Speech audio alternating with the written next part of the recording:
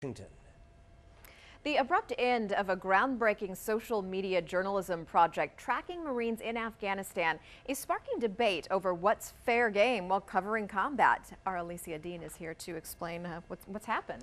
Catherine, this is actually a really neat concept. Now, it's called Basetrack 1.8, and what it is like if you look over here on the monitor, this is really neat. This is a map of Afghanistan here, and the dots are really small, but by each of these dots, there's actually a name of an actual Marine or sailor that's in Helmand Province, Afghanistan right now. So if you click on their name, you can actually see exactly where they are, zoom into their location, and you can see the date and time when a story was posted about them. So it's a very up close and real and personal look at what these Marines and sailors are actually doing in theater. You can also leave posts as well underneath their pictures or their photos or their videos, and most of the posts are coming from family members who are thankful that this site is operating, saying, this is the first time they've actually been able to see their family members in months. This unit, the 1.8, is in a very remote part of Helmand Province.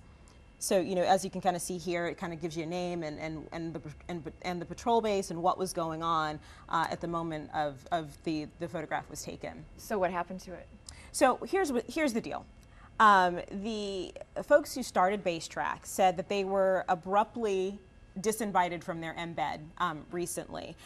They're saying the Marine Corps officials told them that it was because of operational security.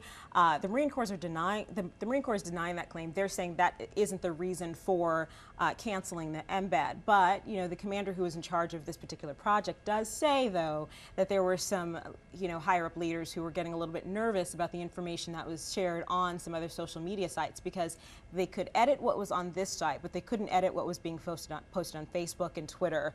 And so really it was just kind of getting a little too out of their hands for them to feel comfortable with it.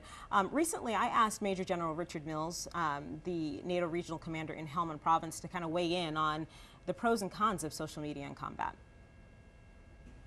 That always worries you a little bit as a commander, because rumor can get back very easily, and you can always, as you have casualties and those kinds of things, you never want that notification to get out before it's been properly made. But I think when you look at the macro sense, I think it's extraordinarily good for the morality of the Marines. I think it's a good chance for the families back home to stay connected.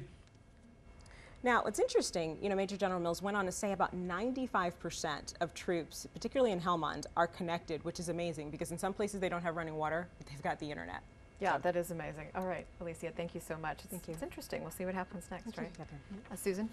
Well, nearly 2 months since she was shot in the head, Congresswoman Gabrielle Giffords' extraordinary progress has captivated